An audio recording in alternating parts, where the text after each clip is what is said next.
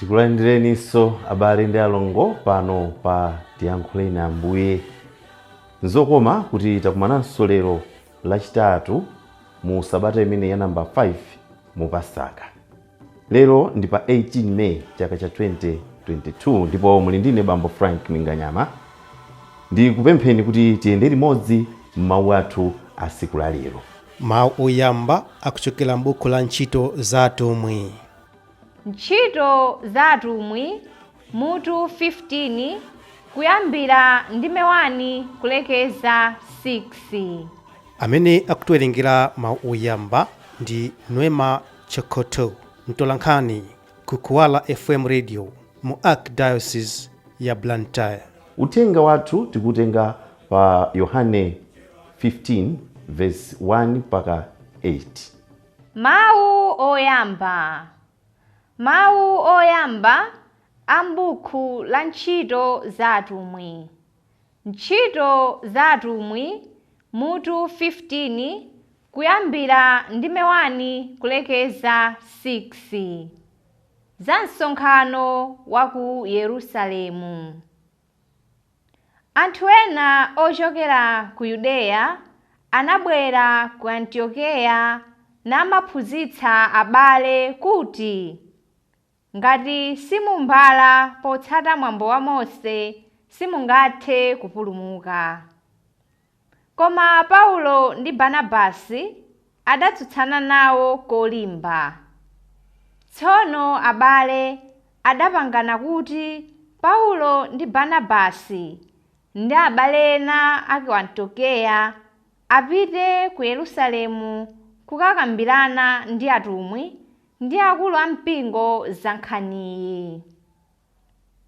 Mpingo utawatuma adadzera ku Fenisiya ndi Samariya akufotokoza za mmene anthu osakhala Ayuda adatembenukira mtima. Mawu amenewa adakondweretsa abale onse kwambiri. Pamene adafika ku Yerusalemu adalandiridwa ndi mpingo ndi atumwi ndi akulu a mpingo. Paulo ndi Barnabasi adawafotokozera ntchito zonse zimene Mulungu adachita mwa iwo. Koma okhulupirira ena amene kale anali agulu la Afarisi adayimirira nati, nkofunika kuti okhulupirira a mitundu ina awumbalidwe ndiponso awalamule kuti azitsata malamulo a Mose. Tsono atumwi ndi akuluakulu a mpingo adasonkhana kuti ayione bwino nkhaniyi. Mawu a Ambuye. Tithokoze Mulungu.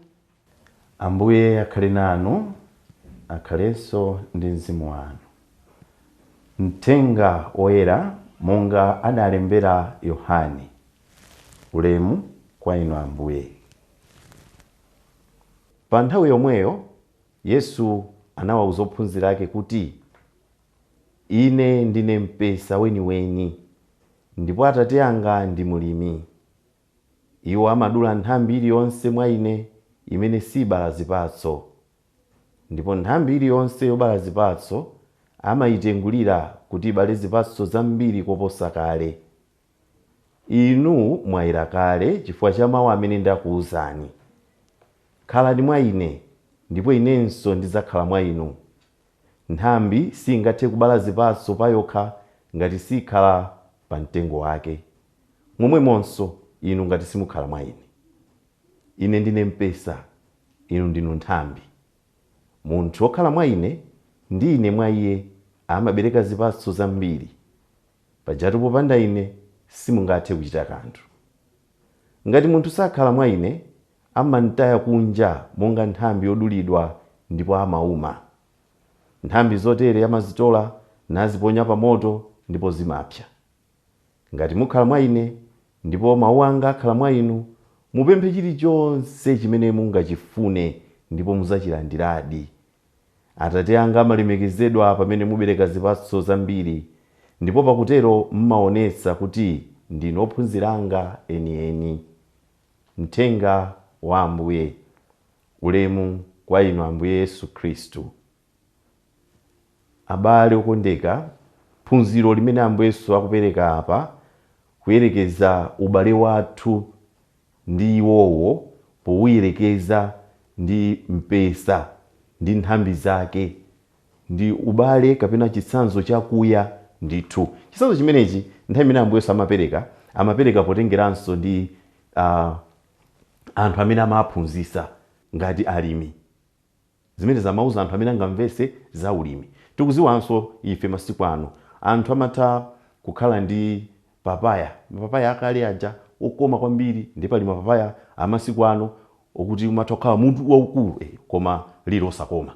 Ndi anthu amakatenga mtengo wa papaya okoma ndi kukawika pa mtengo wa papaya lalikulu koma losakoma, ndi kuti mwaphatikiza ziwiri, chimakhala chipapaya chachikulu komanso chokoma. Pa za ulimi zimene zamatchula kuti grafting. Ndi kuti mwapanga zimene zonse kuti ngati ufuna zibereka zokoma mukaphatikize ndi uwu. Zimenezo ife tithaso kuzimvesa. Choncho Ambuye Yesu amapereka zimenezi kuti anthu amene amvese kutsindika za ubale umene kuyenera kukhalapo. Mtengo sungabereke zipatso, mwina ngati ungabereke zipatso ukhala zosakoma ngati ukhala pawokha, koma mukauphatikiza wakhala ku nthambi yake umabereka zipatso. Chimenecho chimene Ambuye Yesu afuna kuti tichimvese. Tikaona pene papa mwina tigwiritse ntchito mawu aja amene kambiri anthu amene tikumagwiritsa ntchito, ma connection. Connection ndi Chingerezi chimene chikutanthauza kulumikizana. Nde mu nthawi yathu ino mawu okuti ma connection ndi amphamvu kwambiri. Connection. Ndiye kuti munthu amene alibe ma connection zimakhala zovuta kuti apeze mwayi. Kaya ndi ntchito ikumasowa ma connection. Uziwane ndi amene ali ku board, uziwane ndi amene ali pa panel, uziwike connection. Ma business akumasowa ma connection. Ngati ulibe ma connection ndi awo amene ali m'maunduna, ma department, chipani cholamula, zimakhala zovutanso kunena kuti uzipeza mwayi. Ino mumaona anthu nthawi zina kungochoka chipani, business imalowa pansi, connection yawo yaduka. Ma connection kuti upeze malo sukulu za Katolika. Timakanganira sukulu za Katolikazi kuti upeze malo akuti ma connection. Ndi makhala ndi connection ndi wina amene ali ku Katolikako, iweyo ndikumapita ku kwinako, koma connection yako ikuthandiza kuti ukapeze sukulu, malo a sukulu amwana. Ma connection zimenezi ndi zabwino, zimatithandiza. Tikayang'ana ma connection osiyana amathandiza. Ma connection abwino ena ndi ngati kukhala ndi connection ndi akwanu, mtundu wa kwanu, amakuthandiza pamene zavuta. Kukhala ndi connection ndi mphakati, zimakuthandizanso pamene zavuta. Soti pamene zavuta pokha, koma moyo umapeza komwe kujako zaulere zauzimu. Umakhala ndi connection yabwino pa zauzimu. Kukhala ndi connection ndi mpingo. Utainde kumapemphera kwa mwina kusowa connection. Kukhala connection ndi munthu wina opemphera, zimathandiza. Osangoti opempherayo chifukwa akakupezera malo a sukulu, kapena funa kuti zikavuta athamanga zakupatsa ma sacrament, koma kuti iwe ufuna kugwiritsa ntchito ubale wakowo ndi iyeyo kuti ukule mu uzimu. Ma connection abwino. Choncho mukuona ma connection ena ndi abwino, ma connection ena ndi osathandiza. Ndiye tikayang'ana mawu amene lero tikumvawa, Ambuye Yesu akunena kuti ine ndine mpesa weniweni, inu ndinu nthambi. Popanda ine inu simungathe kuchita kanthu. Connection ija pamenepo. Tanenatu kuti pokamba za nkhani ya nthambi ndi mpesa, zimenezi amamvesa bwino amene sanali alimi. Nthawi imeneyo ifenso titha kuzimvesa, koma funa tigwiritse ntchito zimene tikumagwiritsa ntchito pano. Ambuye Yesu mwa njira ina akunena kuti popanda connection ndi ine, zina zonse zimene muzipanga zikhala chabe. Ndipo ndizoona ma connection amene tanena aja tikuziwa mene amathera.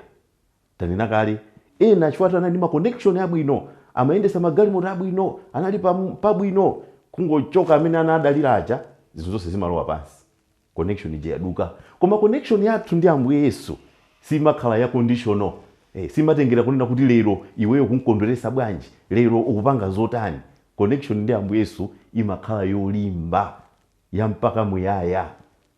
Nde ifeyo tikamafuna ma connection, inde mukhale connected ku banja lanu, mukhale connected ku mtundu wanuwo, koma amenewo zimatha. Mukhale connected ndi Ambuye Yesu, ndi akunena kuti ndi ameneyo mungathe kubereka zipatso. Anena apa kunena kuti ndi khumbo la Atate anga kunena kuti inwe mubereke zipatso zochuluka, zipatso zabwino. Koma zipatso zimenezo kuti mubereke mukenera mukhale olumikizana ndi ine.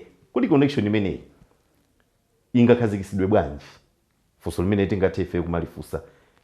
Tingakhazikise bwanji connection ya mphamvu ndi Ambuye Yesu? Kwina kuja kuti tikhazikise connection, mwina timakanyema, ena timasowa kumapembeza, ena kumakamba zawo zabwino pa social media, ngakhale akupanga zopepera kuti tikhale ndi connection.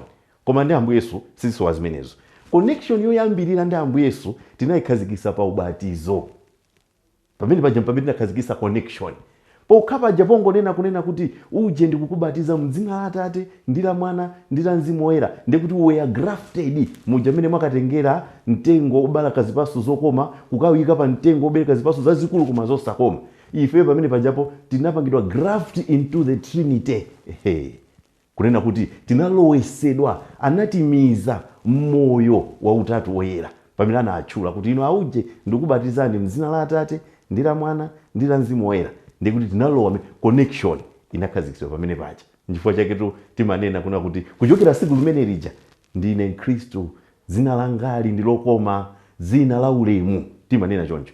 Tasanduka liti kukhala wa ulemu ife akapolo ngati ife, tasanduka liti kukhala ulemu, tatenga liti dzina lathu lokhala la ulemu chifukwa cha ubatizo umene talandirawo.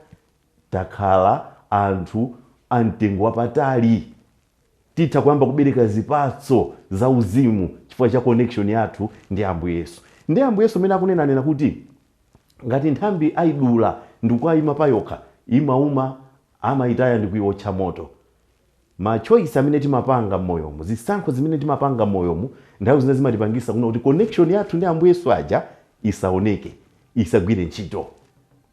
N'chifukwa chake ngakhale connection inakhazikitsidwa pa ubatizo, ndi udindo wa Khristu tsiku ndi tsiku kumaonesesa kuti pali connection yabwino, network isamathawe ndi Ambuye Yesu. Ukatero ndi kuna kuti uzibereka zipatso za mzimu ngakhalenso za thupi. Inu palibe amene angakhale ndi connection ndi Ambuye Yesu nkumalephera. Tayesani lero kugwiritsa bwino ntchito connection imene munayikhazikisa tsiku lija la ubatizo. Ndikufunireni zabwino zonse. Ambuye apitirize kutidalitsa tigwiritse bwino ntchito ma connection ndi Ambuye Yesuyo. Amen. Lodada kuna dulo, tiwala chizimuka, chero adani na